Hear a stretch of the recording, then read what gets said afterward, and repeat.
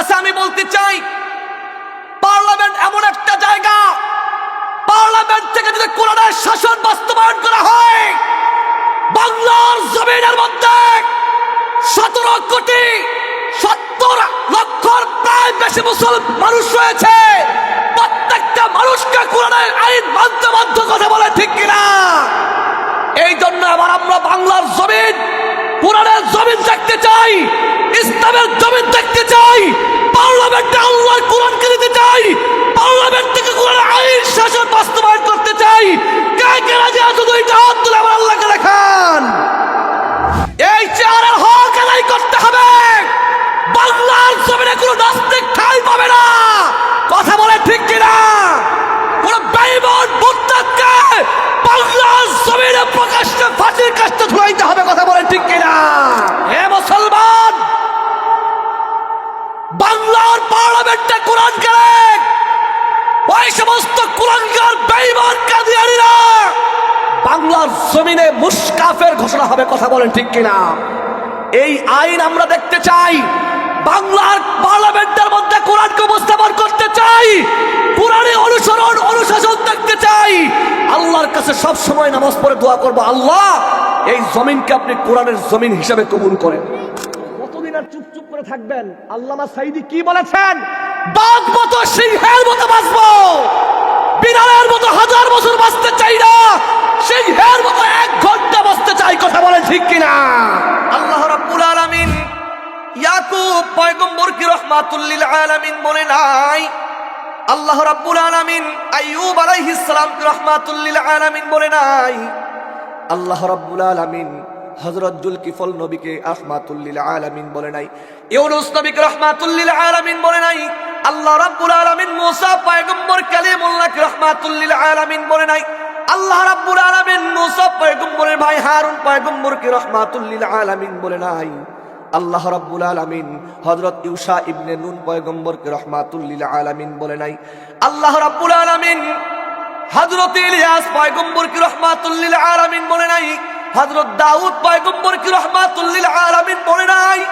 দাউদ পয়গম্বরের সন্তান, বিশ্ব যিনি পরিচালনা করেছেন সুলাইমান পয়গম্বর আলাইহিস সালাম, তাকেও আল্লাহ তাআলা রাহমাতুল লিল আলামিন বলে নাই। হযরত খিজির পয়গম্বরকে রাহমাতুল লিল আলামিন বলে নাই, ইয়াহইয়া পয়গম্বরকে রাহমাতুল লিল আলামিন বলে নাই, হযরত জাকারিয়া আলাইহিস সালামকে রাহমাতুল লিল আলামিন বলে নাই। আল্লাহ রাব্বুল আলামিন হযরত ঈসা আলাইহিস সালামকে রাহমাতুল লিল আলামিন বলে নাই। আল্লাহ রাব্বুল আলামিন যেই নবীকে রাহমাতুল লিল আলামিন বলেছেন তিনি হলেন আর কেউ না, তিনি দয়ার নবী, মায়ার নবী, করুণার ছবি, উম্মতের কান্দার, রহমতের ভান্ডার, নবীদের সর্দার, ইমামুল আম্বিয়া, ইমামুল মুরসালিন, সাইয়্যিদুল মুরসালিন, সরকারে দু আলাম, মানবতার মুক্তির দিশারি, পয়গম্বর আরবিক, যেই নবীর সুপারিশ না পাওয়া পর্যন্ত কোন নবী পর্যন্ত কোন মাসুম মানুষের জন্য জান্নাতের দরজা ওপেন হবে না। আল্লাহ রাব্বুল আলামিন নবীদের মধ্যে শ্রেষ্ঠ নবী, শিরকুল নবী, নবী রাসূলদের মধ্যে শ্রেষ্ঠ নবী এবং সকল নবীর উম্মতের চাইতে শ্রেষ্ঠ উম্মত হিসাবে আমাদেরকে আল্লাহ তাআলা তৈয়ার করেছেন। সেই নবীর শানে দুরূদ পাঠ করি জবান খুলে মুহাব্বতে, অন্তরস্থল থেকে, হৃদয় নিংড়ানো হৃদয়ের গভীর থেকে ভালোবাসা উজাড় করে দিয়ে প্রাণ খুলে জবান খুলে আমার নবীর উপর দুরূদ পাঠ করি। সকলে জবান খুলে বলেন সাল্লাল্লাহু আলাইহি ওয়াসাল্লাম, আরো জোরে বলেন সাল্লাল্লাহু আলাইহি ওয়াসাল্লাম। সম্মানিত মুহতারাম হাজিরিন, আল্লাহ রাব্বুল আলামিনের পঠিত আয়াত কুরআনুল কারীমের সূরাতুল লুকমানের শেষের আয়াত আমি তেলাওয়াত করেছি। 34 নম্বর আয়াতটা আপনাদের সামনে উপস্থাপন করেছি। আল্লাহর হাবিব পয়গম্বর বিশ্বনবীর অমীয় বাণী, হাদিসে নববীর কিছু কয়েকটা হাদিস আপনাদের সামনে উপস্থাপন করেছি। আল্লাহ রাব্বুল আলামিন যদি চায় আয়াত ও হাদিসকে সামনে রেখে কিছু কথা মুজাকারা করব, উপস্থাপন করব। রাদিয়াল্লাহু তাআলা আনহু, ওমর ক্ষমতার মসনদে, ওমর খলিফাতুল মুসলিমিন, আমিরুল মুমিনিন, সে সময় সিরিয়ার সাথে, পারস্যের সাথে রোম মুসলমানদের ঝগড়া ছিল, কাচাল ছিল, মারামারি ছিল, তাদের সাথে যুদ্ধ। আল্লাহর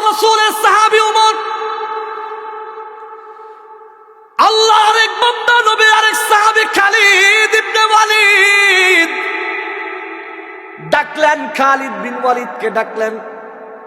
উমর রাদিয়াল্লাহু তাআলা আনহু আমিরুল মুমিনিন খালিদ বিন ওয়ালিদকে ডাকলেন। খালিদ বিন ওয়ালিদ দিয়ে ওই পারস্যের সাথে রোমের সাথে যুদ্ধ করতে হবে।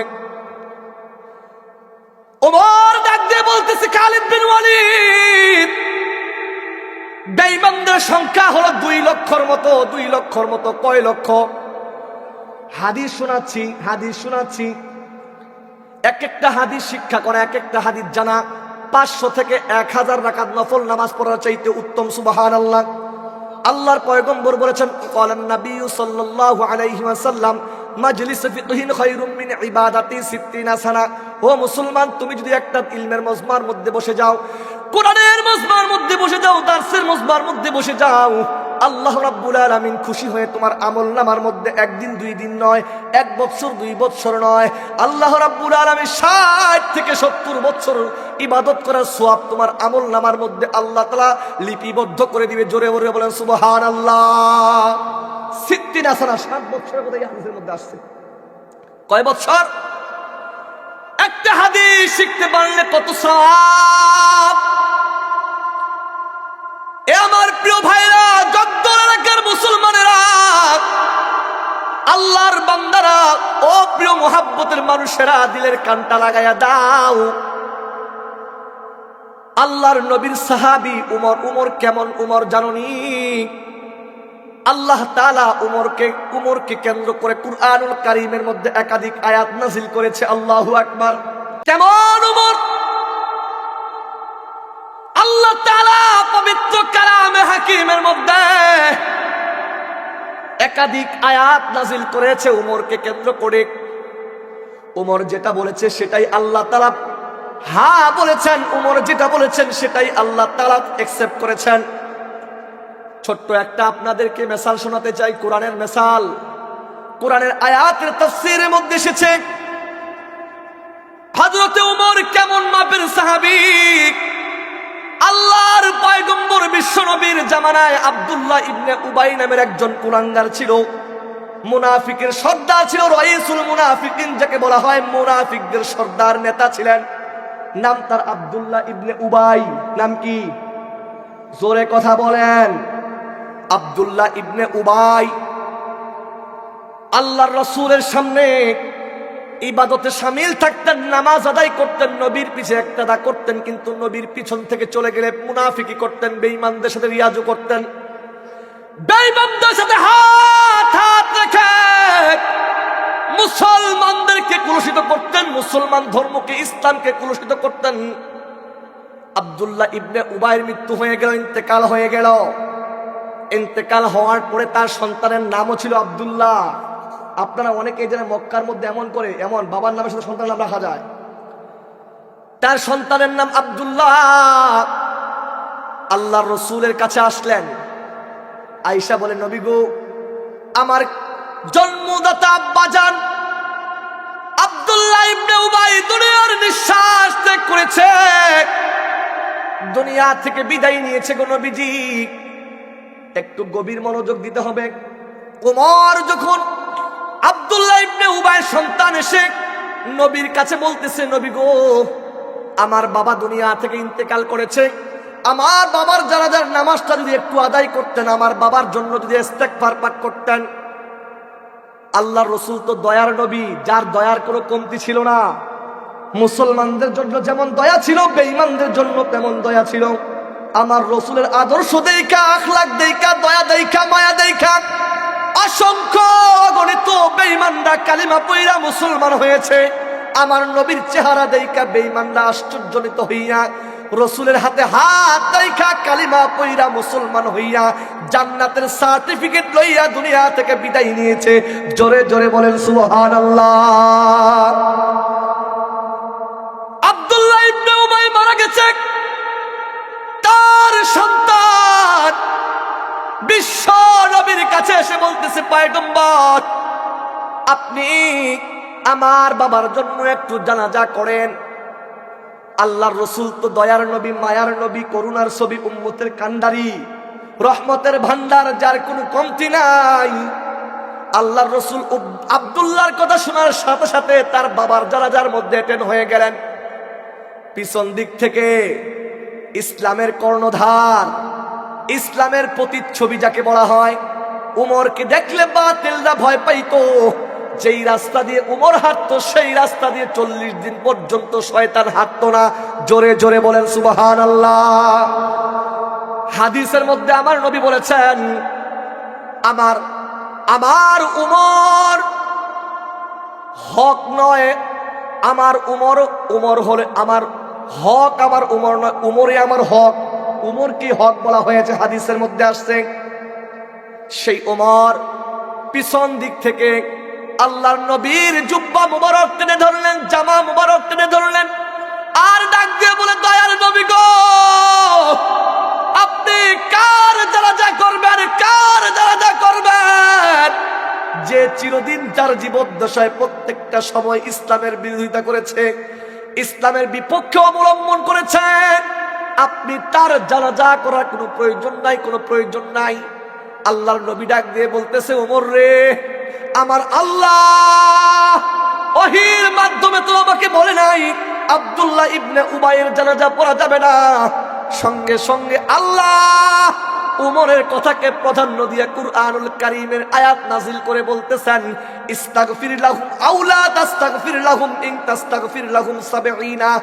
ও পয়গম্বর, আপনি যদি আব্দুল্লাহ ইবনে উবাইয়ের জানাজার নামাজ একবার নয়, দুইবার নয়, 70 বারও যদি আপনি আব্দুল্লাহ ইবনে উবাইয়ের জানাজা করেন, তারপরও আমি আল্লাহ এই দোয়া কবুল করব না। জোরে জোরে বলেন সুবহানাল্লাহ। আল্লাহ আয়াত নাযিল করে বলতেছেন, একবার দুইবার নয়, 70 বার।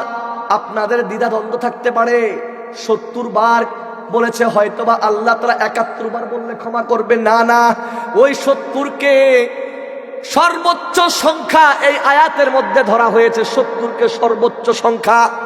আপনারা আপনাদেরকে উদাহরণ দিলে বুঝবেন। আজকে আমাকে ফোন দিয়েছে, আজকে আমাকে একজন আলেম ফোন দিছে, আলেম, এই এলাকারই আলেম এবং বক্তা, আমাকে দিয়ে বলতেছে, হুজুর আপনাকে 100 বার ফোন দিলাম, আপনি আমার ফোনটা রিসিভ করলেন না। হয়তো বা সে শুনতেছেন আমার বয়ানটা। বলেন তো, আমাকে 100 বার ফোন দেয় নাই, আমাকে ফোন দিয়েছে 10 থেকে 12 বার। কথা বলে না কেন? কিন্তু বলছে কয়বার? কিন্তু এই 10 থেকে 12 বারকে সে অধিক বুঝাইছে। আধিক্য বুঝায় সংখ্যা দুই প্রকার। এক সংখ্যা হলো গণনা, সিরিয়াল ভাবে 1 2 3 4 5। আরেকটা হলো কি, মানে 1 2 3 বলতে বলতে 99 100 পর্যন্ত, 1000 পর্যন্ত পৌঁছে যায়, যায় না?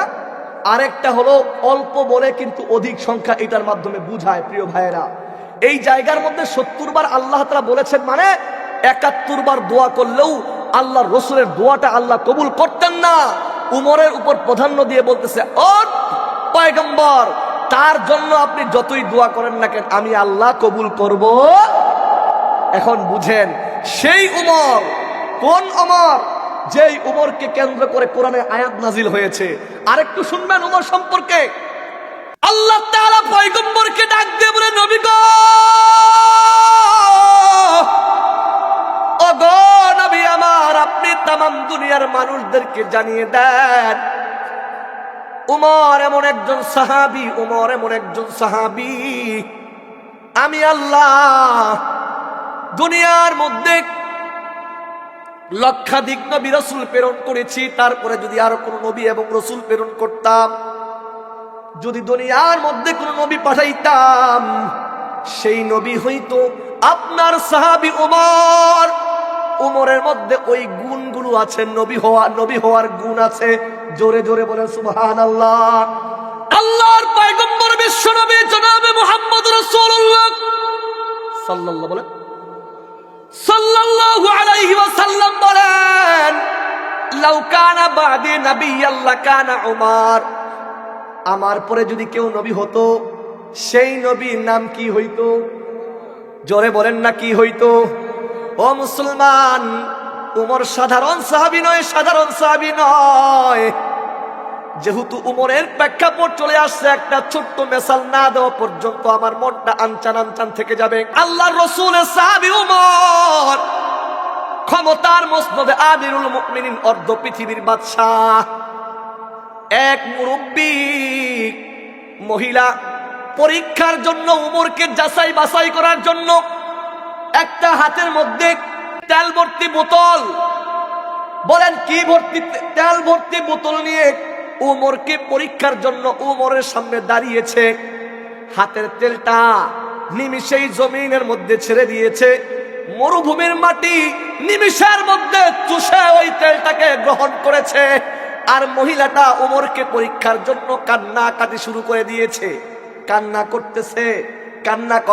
কান্নার দৃশ্য উমরের চোখে যখন প্রদর্শিত হলো, উমর ডাক দিয়ে বলে, আম্মা জান, আপনি কান্না করেন কেন? আপনার কান্নার মাকসাদ বলবেন, কান্নার কারণ বলবেন। বলে, বাবারে, আমি একটা তেল ভর্তি একটা বোতল নিয়ে তোমার দরবারে এসেছিলাম। এই তেলটা নিমিষেই জমিনের মধ্যে পড়ে গিয়েছে, আর তেলটাকে নিমিষেই চুষে এই মরুভূমির বালুটা, জমিনের বালুটা খেয়ে নিয়েছে, চুষে নিয়েছে। উমর ডাক দিয়ে বলতেছে, আম্মা জান, কান্নার কারণ নাই, টেনশনের কারণ নাই, চিন্তিত হওয়ার কারণ নাই, ডিপ্রেশনের কোনো কারণ নাই গো মা। আমার স্টোরের মধ্যে, আমার গুদামের মধ্যে অসংখ্য তেল আছে মাগো। আপনি চাইলে একটা বোতলের তেলের পরিবর্তে একাধিক বোতল দিয়ে আপনাকে আমি পাঠাইতে পারবো। আপনি কান্না করিয়েন না, চিন্তা করিয়েন না, ডিপ্রেশন করিয়েন না, মনোমালিন্য হয়েন না, দুঃখ প্রকাশ করিয়েন না গো মা। সঙ্গে সঙ্গে বুড়ি মা ডাক দিয়ে বলে, ওমর রে, আমি তো তোমার গুদাম, তোমার স্টোরের তেল চাই না। আমি চাই তোমার যেই তেলটা তোমার জমিন কিনে নিয়ে আল্লাহর জমিন যেই তেলটাকে চুষে নিয়েছে, আমি তো আমার ওই তেলটাই চাই, ওই তেলটাই চাই, ওই তেলটাই চাই। আল্লাহু আকবার। ওমরকে ডাক দিয়ে বলে, ওমর রে, আমি ওই তেলটা চাই যেই তেলটা জমিন চুষে নিয়েছে। উমর বলতেছে, মাগো কিভাবে সম্ভব? না না, সম্ভব হতে হবে। উমর একটু চিন্তিত হন নাই, মনোমালিন্য হন নাই, আল্লাহর উপর ভরসা রেখে উমর বলতেছে, মা আপনি একটু ধৈর্য ধরেন, আপনার তেল পেয়ে যাবেন। সঙ্গে সঙ্গে উমর জমিনকে ডাক দিয়ে বলতেছে, জমিন রে, আমি উমর আল্লাহর বান্দা, রসুলের পাশের সাহাবী। আমি উমর আল্লাহর বান্দা হয়ে, রসুলের সাহাবী হয়ে তোমাকে আদেশ করতেছি, বলো তো তুমি জমিন আল্লাহর কাছে দামি না আমি উমর আল্লাহর কাছে দামি? আমি যদি আল্লাহর কাছে দামি হয়ে থাকি, তুমি জমিনের চাইতে শ্রেষ্ঠ হয়ে থাকি, তাহলে জমিন তুমি যেই তেলটাকে চুষে নিয়েছো, এই তেলটা আমার হাতের বোতলের মধ্যে নিমিষেই উঠে যাও। আল্লাহু আকবার কোন। বলার সঙ্গে সঙ্গে জমিন তার ভিতর থেকে এই তেলটাকে বের করে দিয়েছে।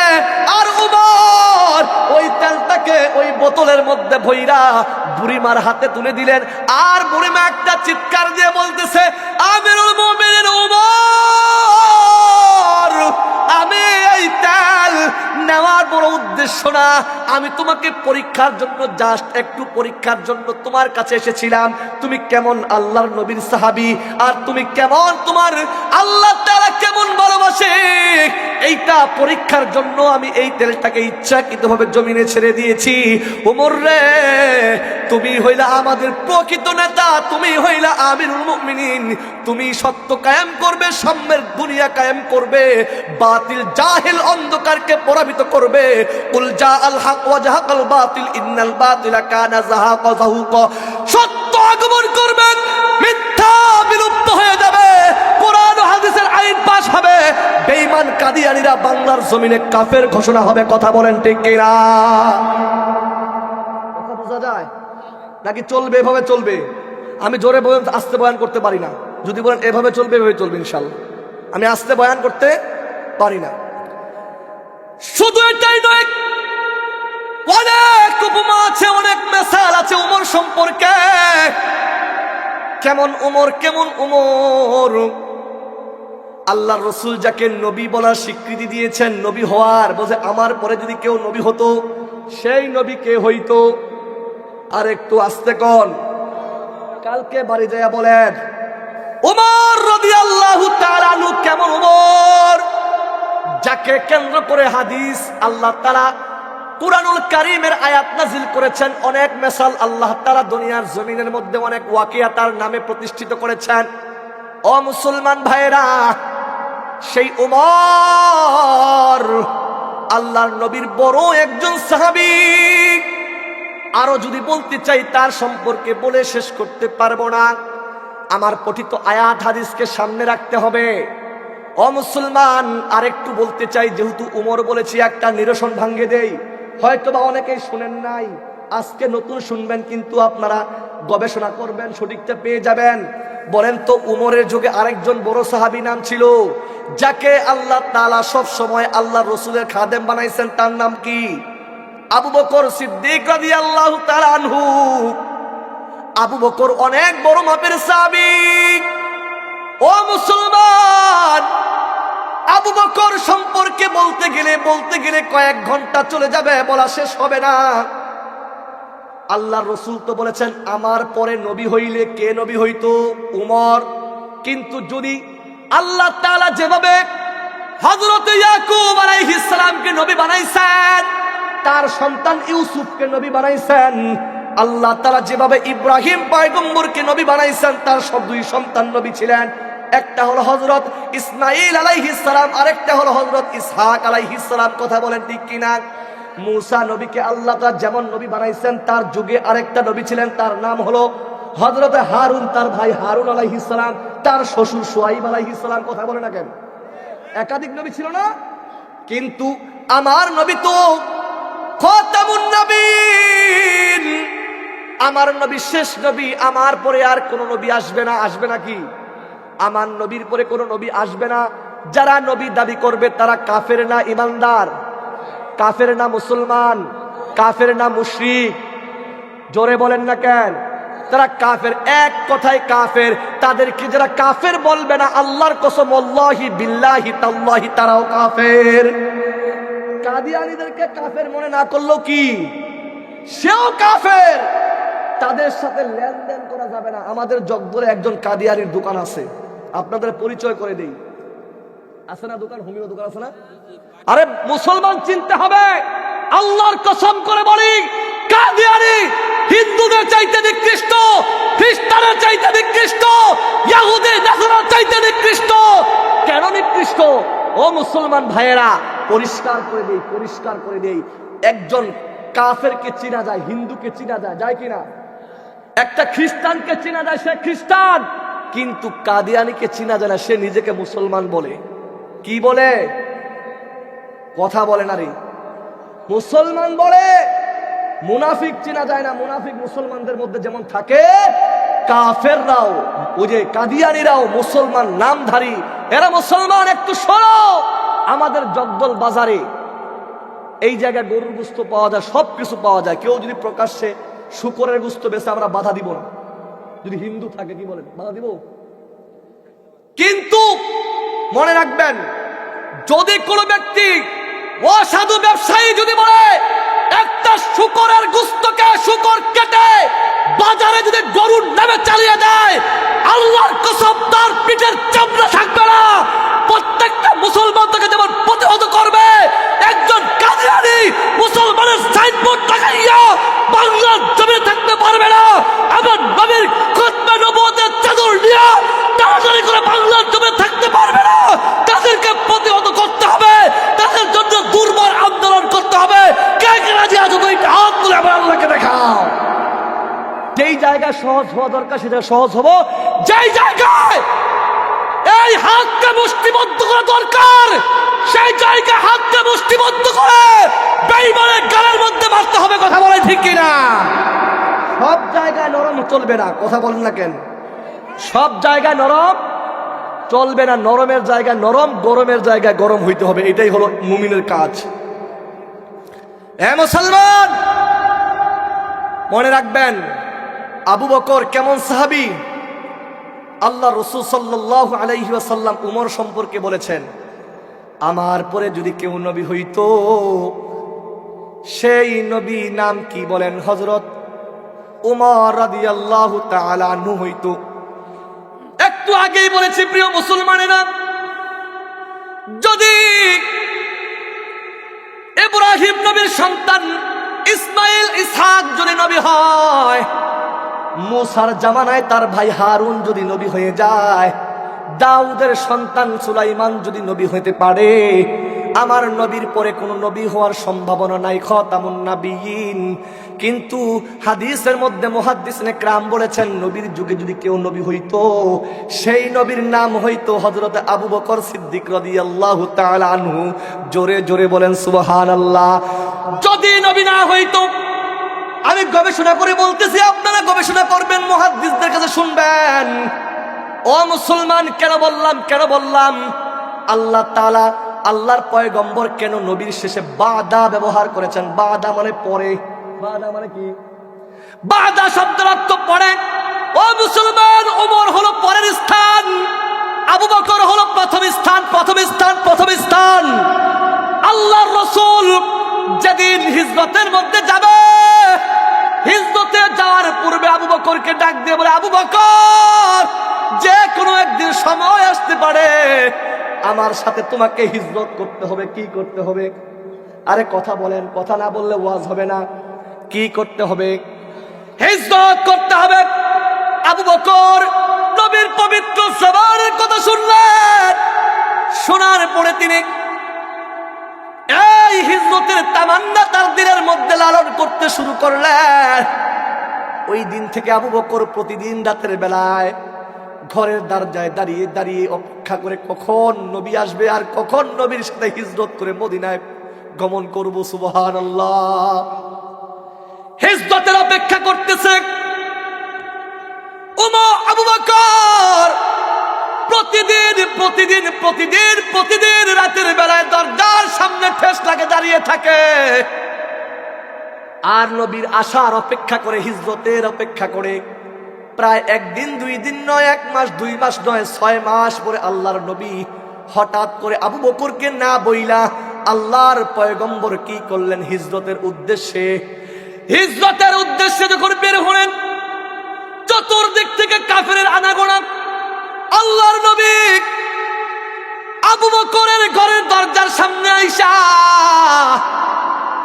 আবু বকরকে ডাক দিলেন, আস্তে করে একটা ডাক দিলেন, নক করলেন। আবু বকর, সঙ্গে সঙ্গে আবু বকর ঘরের দরজা টাস টাস করে খুলে দিলেন। আল্লাহর নবী কিংকর্তব্য বিমূঢ় হয়ে বিস্মিত হইয়া আবু বকরের দিকে তাকাইয়া ডাক দিয়ে বলে, আবু বকর রে, ওরে আবু বকর, এটা কিভাবে সম্ভব? আমি তো তোমাকে জোরেও ডাক দেই না, আস্তে করে সামান্য একটা ডাক দিয়েছি, নক করেছি রে আবু বকর। তুমি কেন কিভাবে পারলা এত তাড়াতাড়ি দরজা খুলে দেওয়ার জন্য? আল্লাহর নবীর দিকে তাকাইয়া আবু বকর একটা মায়ার করুণার সুরে ডাক দিয়ে বলে, নবী গো, আপনি কি বলতেছেন? ছোট্ট একটা নাড়া দিয়েছে। ওগো নবী, আপনি যেই দিন থেকে বলেছিলেন, আজ থেকে 6 মাস পূর্বে বলেছিলেন আমাকে আপনার সাথে হিজরত করতে হবে গো নবী, সেই দিন থেকে আমি আবু বকর কোনদিন বিছানার মধ্যে পিঠ লাগাই না। আল্লাহু আকবার। ওগো নবীজি, সেদিন থেকে 6 মাস পর্যন্ত আমি বালিশের মধ্যে কোনদিন মাথা লাগাই না। ওগো নবীজি, এটাই শেষ না, আমার যে একটা 8-9 বছরের 10-11 বছরের বর্ণনার মধ্যে কি আছে, ইখতিলাফ আছে। আমার যে ছোট্ট একটা মেয়ে আছে আসমা বিনতে আবু বকর, ওই আসমাও কিন্তু দীর্ঘ 8 মাস পর্যন্ত ঘুমায় না। আরো জোরে হবে সুবহানাল্লাহ। আর একটু জোরে বলেন না। ডাক দিয়ে বলতেছে, ওগো নবীজি, আপনি দেখে বিস্মিত হয়ে যাবেন। নবীজি বলে, কি? বলে, নবী গো, রান্নাঘরের দিকে তাকান। আমার আসমা বিনতে আবু বকর প্রতিদিন রাতের বেলায় ওই চুলার ঘরে চলে যায়, আর চুলার ঘরে যাইয়া আটা দিয়ে জব দিয়ে পিষে পিষে দেখেন রুটি বানায় আর বলে, বাবা গো, এই খাবারগুলো, রুটিগুলো আমার নবী খাবে। হিজরতের সময় যদি কোনো খাবার সঙ্গে না থাকে গো আব্বাজান, এই খাবারগুলো আপনারা রাস্তার মধ্যে খাবেন। জোরে জোরে বলেন সুবহানাল্লাহ। ও গো নবীজি, এটা একদিন নয়, একদিন নয়, একদিন নয়,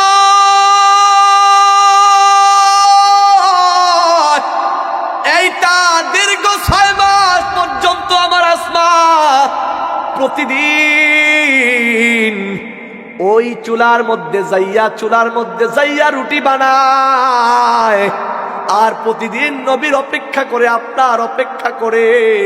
আল্লাহ রসুলের চোখ দিয়ে দর করে চোখের পানি মুবারক টপ টপ করে পড়তেছে। আবু বকর 2টা হাত দিয়ে নবীর চোখের পানি নেয় আর গায়ের মধ্যে ব্যবহার করে বলে, নবী গো, আরো আশ্চর্যকর জিনিস আছে গো নবীজি। কই কি আশ্চর্য জিনিস? বলে, নবী গো, আমার যে একটা গাধা ছিল, যেই গাধার মধ্যে আপনি চড়েছিলেন নবী গো, যেই গাধার মধ্যে চড়ে আমি সফর করতাম গো নবী, ওই গাধাটা আজ থেকে 6 মাস পর্যন্ত রাতের বেলা একটুও ঘুমায় না। খালি আপনার অপেক্ষায় কান্না করে কখন নবী আসবে। যদি আমি গাধা ঘুমিয়ে যাই, কখন জানি নবী চলে আসবে। নবী যদি আইসা বেশিক্ষণ ডাকতে হয়, কাফেররা যদি নবীকে আক্রমণ করে বসে, কিয়ামতের দিন আমি আবু বকর কি জবাব দিব, আমার মেয়ে আসমা কি জবাব দিবে, আমার গাধা কি জবাব দিবে? এই জন্য তারা দীর্ঘ 6 মাস পর্যন্ত কোনোদিন রাতের বেলা ঘুমায় না। জোরে জোরে বলেন সুবহানাল্লাহ। ডাক দিয়ে বলতেছে, পয়গম্বর, ওগো নবী আমার, ওগো দয়ার নবী আমার, মায়ার নবী আমার, করুণার ছবি, উম্মতের কান্ডারি, রহমতের ভান্ডার, ইমামুল আম্বিয়া, ইমামুল মুরসালিন, সাইয়্যিদুল মুরসালিন, সরকারে দু আলম, মানবতার মুক্তির দিশারি, রহমাতুল লিল আলামিন নবী ডাক দিয়ে কয়, কি আবু বকর কি? বলে, নবী গো, আমার গাধাটা আজ থেকে 6 মাস পর্যন্ত ঘুমায় না, 6 মাস পর্যন্ত ঘুমায় না। ও মুসলমান, যেহেতু নবীর ঘটনা চলে আসছে, আমি আমার বয়ান থেকে চেঞ্জ করে নিলাম। আজকে নবীর সামনে বয়ান হবে। কি বলেন?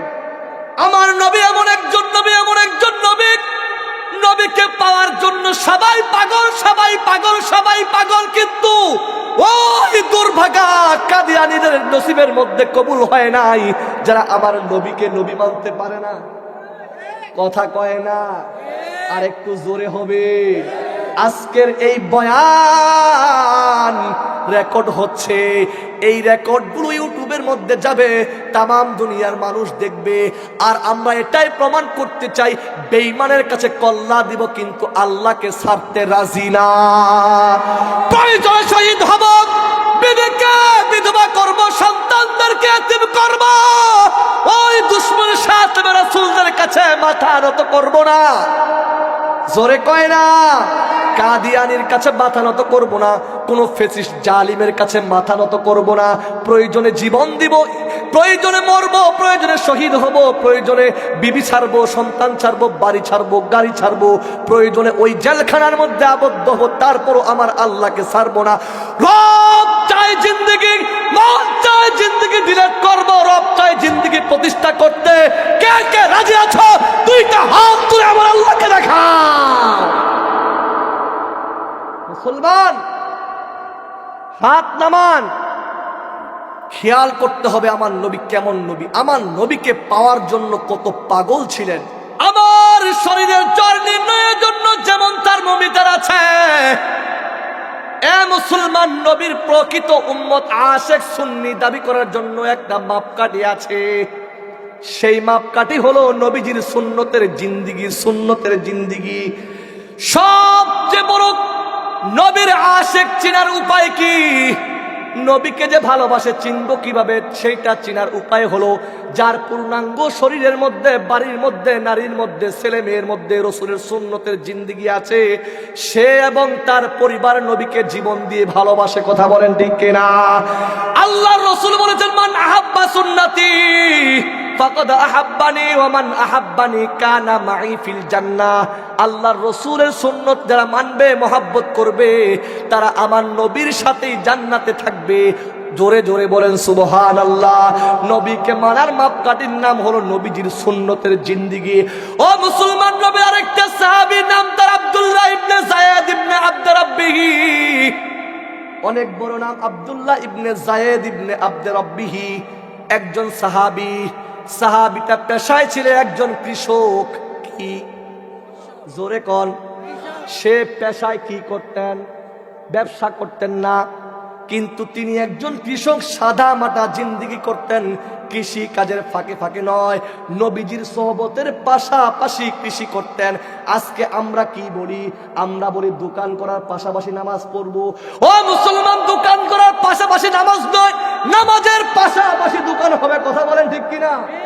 নামাজ পড়ার পরে দোকান হবে, নামাজ পড়ার পরে চাকরি হবে, নামাজ পড়ার পর কৃষি কাজ হবে। কথা বলেন ঠিক কিনা? রহমতেরি নৌকা খানি বানাইয়া পুলসিরাতের ঘাটে রাখবেন বাদিয়া। পুলসিরাতের ঘাটে রাখবেন বাদিয়া। বলেন না, রহমতেরি নৌকা খানি বানাইয়া পুলসিরাতের ঘাটে রাখবেন বাদিয়া। যাইয়া বলবেন পিতার কাছে, আব্বু জান একটা নেকি দিয়া আমার প্রাণ বাঁচান। রহমতেরি নৌকা খানি বানাইয়া পুলসিরাতের ঘাটে রাখবেন বাদিয়া। আনা বলিয়েন, রূপার টাকা কাগজের নোট চলবে না, ঠিক কিনা? রূপার টাকা কাগজের নোট চলবে না, বেনামাজি নবীর নৌকায় তুলবেন না। নবীর নৌকা বলতে বুঝতে হবে নবীর কাফেলা, নবীর কাফেলা বুঝতে হবে। অনেকে বলে নৌকা আবার চলবে কোথায়? অনেকে প্রশ্ন করবে, যারা বিদ্রুপকারী আছে না, মুনাফিক যারা আছে, তারা বলবে সেই জায়গায় আবার নৌকা চলবে কি? তামা তামা হবে, সেখানে নৌকা চলে কিভাবে? কি বলে বলবে না? নৌকা মানে নবীর কাফেলায় নিবে না, নবীর জামাতে নিবে না, নবীর সঙ্গী বানাবে না। কথা বলেন ঠিক কিনা? রূপার টাকা কাগজের নোট চলবে না, বেনামাজি নবীর নৌকায় তুলবেন না, বেনামাজি নবীর নৌকায় তুলবেন না। যাইয়া বলবেন বাবার কাছে, আব্বু জান একটা নেকি দিয়া আমার প্রাণ বাঁচান। বলেন না, যাইয়া বলবেন পিতার কাছে, আব্বু জান একটা নেকি দিয়া আমার প্রাণ বাঁচান। আব্বু বলবে তুমি কে গো, চিনি না, দুনিয়াতে ছেলে সন্তান ছিল না।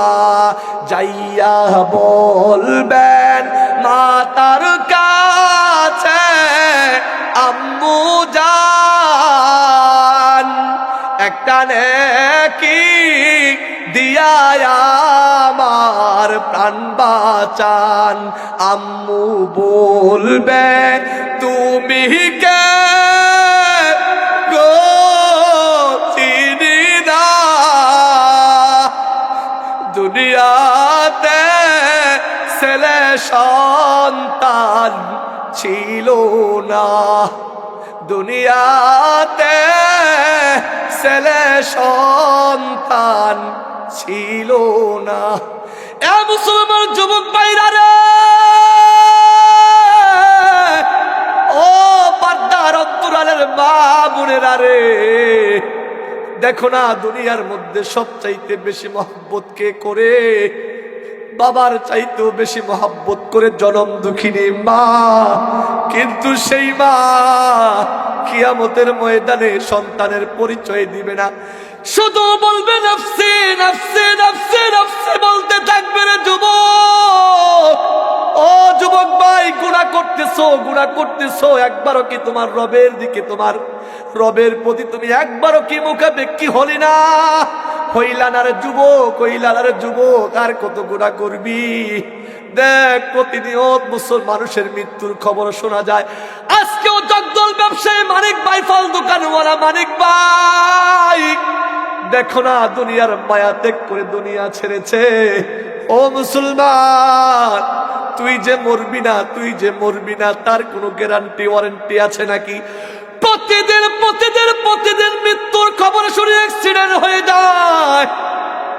বান্দারে কঠিন জটিল রোগে আক্রান্ত হয়ে দুনিয়া থেকে বিদায় নেয়, না জানি কখন তোর জন্য মালাকুল মউত আজরাইল অপেক্ষা করতেছে রে যুবক।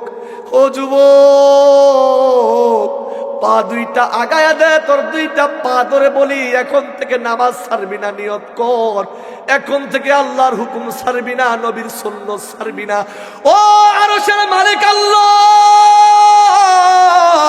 ও রব্বে কাবা, আপনার কাছে ফরিয়াদ জানাই, দেখতে চাই আপনার কোন বান্দারা রাজি আছে নামাজ কোনোদিন ছাড়বে না, আর কোনোদিন নবীর সুন্নত কাটবে না, আর কোনোদিন সুদ ঘুষের সাথে সম্পৃক্ত হবে না, আমার যুবক ভাইরা ক্যাসিনো খেলবে না, মদ গাঁজা ফেন্সিডাল খাবে না। ও আরশের মালিক আল্লাহ, আজকের মাহফিলটা যদি তার জন্য কবুল হয়ে যায়, জান্নাতের মেহমান হয়ে যাবে। ও যুবকরা, তোদেরকে দেখতে চাই, কে আসোস আল্লাহর জন্য পরিবর্তন হবি? তওবার নিয়তে দুইটা হাত ধরে আমার আল্লাহকে দেখা, আর ডাক দে আল্লাহ, বল না আল্লাহ,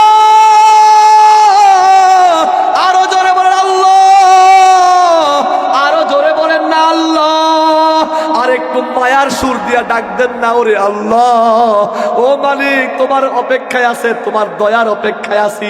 হাত নামায়েন না, দয়ার একটা ডাক দেন না, ওরে আসমানের মালিক আল্লাহ, বলেন না, ওরে আসমানের মালিক আল্লাহ। হাতটা এমন করেন আর বলেন, মালিক রে, আর জীবনে গুনাহ করব না, আর জীবনে নামাজ ছাড়বো না, আর জীবনে দাড়ি কাটবো না, আর জীবনে বিবিকে বেপরদায় নিব না, আর জীবনে অন্যায় করব না, আর জীবনে খারাপ কাজ করব না। মালিক রে, যদি আজকের হায়াত শেষ হয়ে যায়, এই নিয়তটাই আমাদেরকে জান্নাত পর্যন্ত পৌঁছে দিবে। জোরে জোরে বলেন ঠিক কিনা? আসমানের মালিক রব্বে কাবা, আপনি আমাদের দোয়াটা কবুল করে নেন, আমাদের হাত তোলাকে কবুল করে নেন, আমাদেরকে ঈমানের সাথে মৃত্যু দিয়েন। জোরে জোরে বলেন আমিন। হাত নামান। এ মুসলমান যুবক ভাইরা রে আমার, আমি বলতেছিলাম নবীর এক সাহাবীর নাম আব্দুল্লাহ ইবনে যায়েদ ইবনে আব্দুর রাব্বিহ, রাসূলের পাশের সাহাবী, পেশায় একজন কৃষক ছিলেন। কি ছিলেন? আরে আমি কার সাথে বয়ান করি? জোরে বলতে হবে তো। ব্যাটারি চার্জ হয়ে এতক্ষণে হয় নাই? চার্জ হয়েছে, আমি মনে করি হয়েছে। আপনারা জোরে বলবেন কথা। পেশায় কি ছিলেন? আর একটু জোরে বলেন, কে ছিলেন? পেশায় একজন কৃষক সাহাবী, নাম তার আব্দুল্লাহ ইবনে যায়েদ ইবনে আব্দুর রাব্বিহ। তার দিলটা ছিল নবীজির প্রেম মোহাব্বত ভালোবাসায় ভরা। নবীর সহচর ছিলেন, নবীজির সঙ্গী ছিলেন, নবীজির সাথী ছিলেন, নবীর সাহাবী। আব্দুল্লাহ ইবনে যায়েদ ইবনে আব্দে রব্বিহি নবীর কাছ থেকে সমস্ত সব কিছু তালিম মুআমালাত মুআশরাত শেষ করিয়া মাঠের মধ্যে চলে গেছেন। দুটো একটা বর্ণনা এসেছে, কেউ বলেন খেজুরের ডাল কাটতেছিলেন, কি বলতেছিলেন, কেউ বলতেছিলেন আব্দুল্লাহ ইবনে যায়েদ ইবনে আব্দে রব্বিহি ওই কুদাল দিয়ে মাঠের মধ্যে মাটি কুদলাইতেছিলেন। এভাবে কয়েকটা বর্ণনার মধ্যে একটা বর্ণনা হলো হাতের মধ্যে কুদাল ছিল।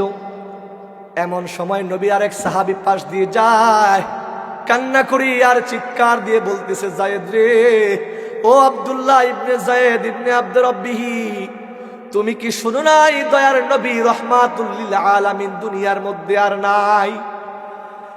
এই কথা শোনার সাথে সাথে আব্দুল্লাহ ইবনে যায়েদ ইবনে আব্দে রব্বিহি বিস্মিত হয়ে গেলেন, কিং কর্তব্য বিমূঢ় হইয়া হাতের কোদালটা সামনে যায় নাই, পিছনে পড়ে গেলেন।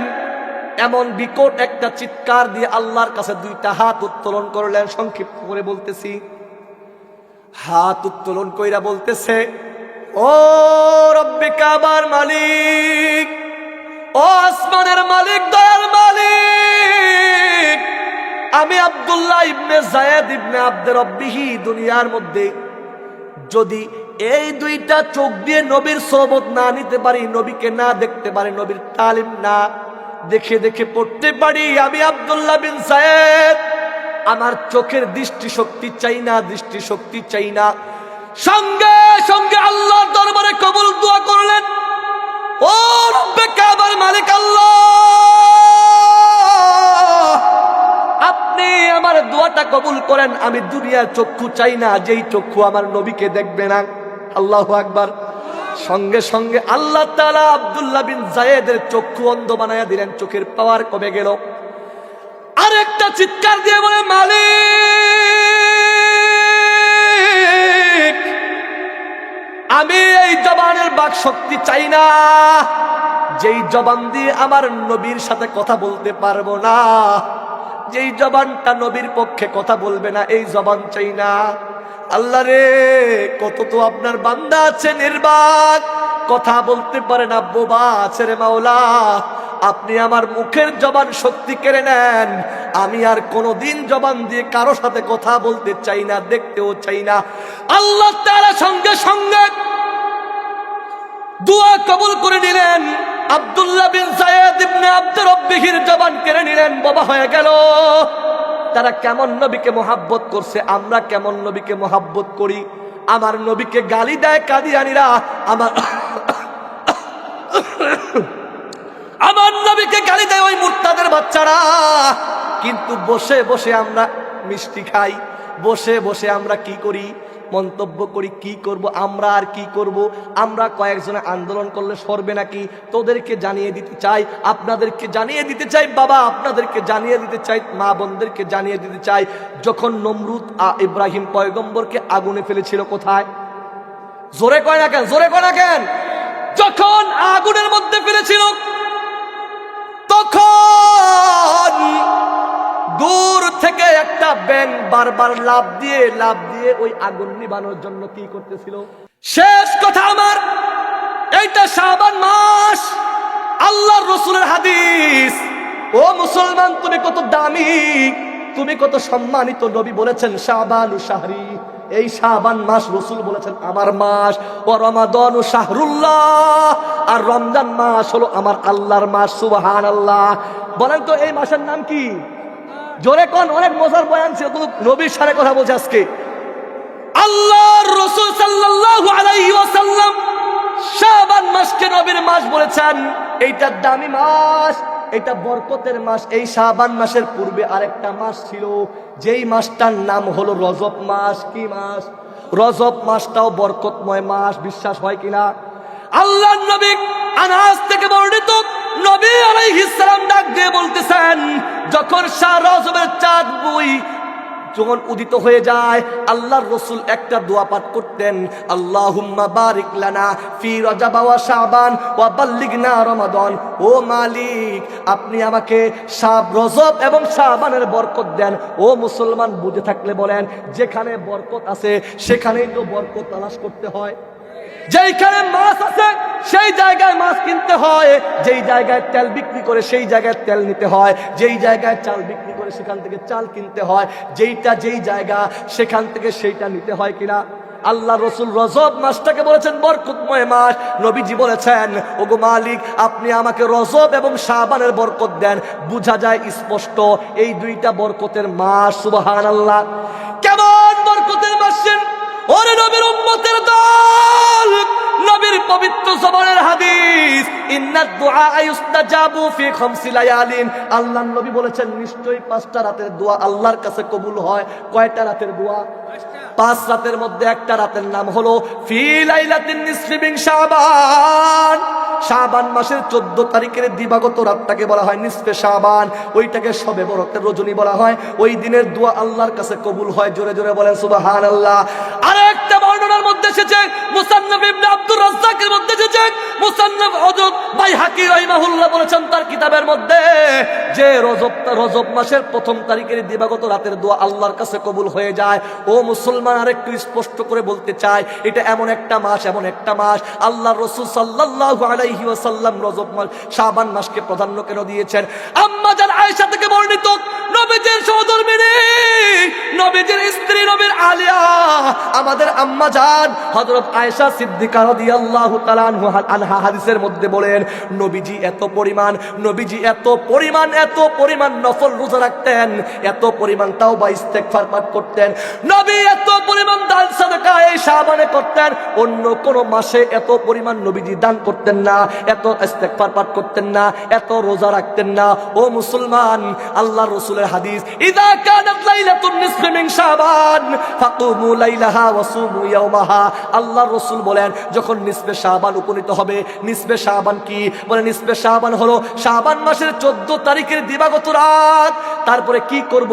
ফাকুমু লাইলাহা, রাতের বেলায় এককভাবে রাতের বেলায় দাঁড়িয়ে নফল নামাজ পড়, কোরআন তেলাওয়াত কর, তাসবিহ তাহলিল পাঠ কর। কিন্তু হাদিসের মধ্যে আসছে, বলছে ফাকুমু লাইলাহা, রাতের বেলায় তুমি দাঁড়িয়ে কিয়ামুল লাইল, রাতের নামাজ আদায় করবি। ওয়াসুমু ইয়াওমাহা, দিনের বেলায় রোজা রাখবি। দিনের বেলা কি রাখবি? জোরে বলেন না, কি রাখবি? দিনের বেলা রোজা রাখবি। কিন্তু আজকে আমরা এর বিপরীত পালন করি। অনেকেই দেখা যায় রোজা না রাখলেও কিন্তু হালুয়া রুটির আমল ছাড়ে না। কিন্তু বিপক্ষে না, খাওয়া হালাল, খাওয়া কি? কিন্তু হালাল করতে হবে। আগেই তো বলেছিলাম, আগে নামাজ না, আগে কাজ, আগে নামাজ। তাহলে আমি খাওয়াটা বন্ধ করতে বলি না, ফিতনা বানাইতে চাই না, আমি বলবো আগে রোজা রাখ, তারপরে তুই হালুয়া খা। কথা বলেন না কেন? আল্লাহর রাসূলের পবিত্র হাদিস মুবারক, ফাকুমু লাইলাহা, রাতের বেলা দাঁড়িয়ে ইবাদত করবি। ওয়াসুমু ইয়াওমাহা, দিনের বেলায় রোজা রাখবি। আল্লাহর রাসূল বলেন, কেন রাখবি তুমি কি জানো? বিগুরুবি শামসি ইলা সামাইদ দুনিয়া, যখন ওই শাবানের 14 তারিখের দিবাগত রাত এসে যায়, মাগরিবের নামাজ থেকে দিন শুরু হয়, মাগরিব থেকে শুরু হয়। মাগরিব মানে সূর্য ডোবার সাথে সাথে